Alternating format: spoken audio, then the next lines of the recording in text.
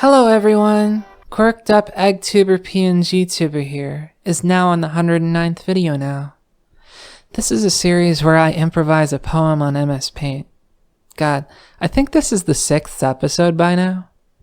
You'd think I would have gave up by this point, being a loaf in this desk chair, subject to being forgotten like every bird to carry the song of entropy. But just as I'm about to give up, I look down and I see a crumb. To me right then, it seems like a trail. There's a like and a comment. I dare to follow it as though it does not end where it began. I pick it up and I inspect it. I pocket it if I need to eat it later. Though I starve for affection, it's my poignant luxury whenever I have it. To own a certain quality, it being completely earned through virtue. To have greatness, touch it, prove the feat. How can I be sure that these things are made by me rather than found? The palette I have, I don't know if it's rightfully mine. I try not to let myself get too happy about it. In my eyes, I see a sparrow impaled by an arrow, taken of its chance at life for my arbitrary claim that I'm worth it, that I don't deserve to feel the pangs of hunger to such a degree that every other person gets a sparrow-sized pain in place of mine. Why pay attention to me instead of a book right now? It's hard to say what makes me ampler than every book you might be coveting. It might be that there's audio, moving pictures, and you get to see exactly how much time it takes. There's a famine of time and energy all around. I could imagine not committing to anything that takes an ambiguous amount of time. All it takes to miss an ear like yours is probably frightening for both of us to hear. This poison I'm peddling? Such plenty smiles to have instead of what doesn't consume gallons of fresh water or steal your data with manufactured consent. Upon liking my video, you're thrust into an algorithm that'll treat you like Hansel and Gretel. You're like an intern in a content board. It's a catch-22.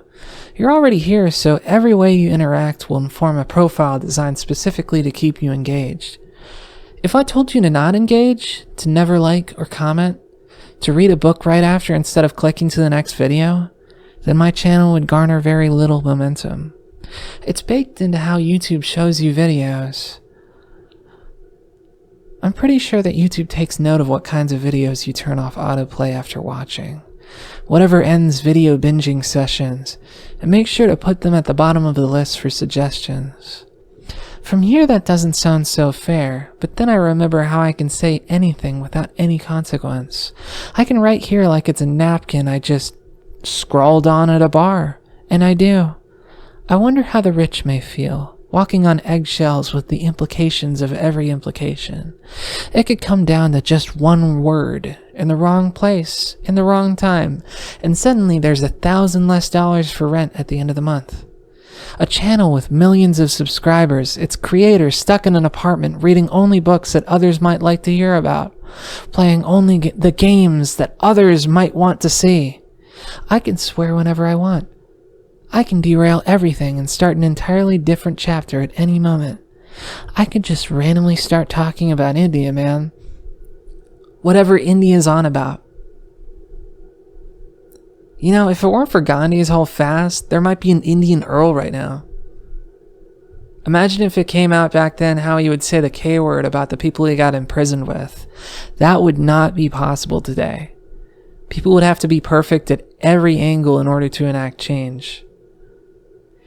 I deem that I have a lot of things I don't regret, but I'd never repeat. They all made sense at the time. They don't make sense now, so I wouldn't do them again.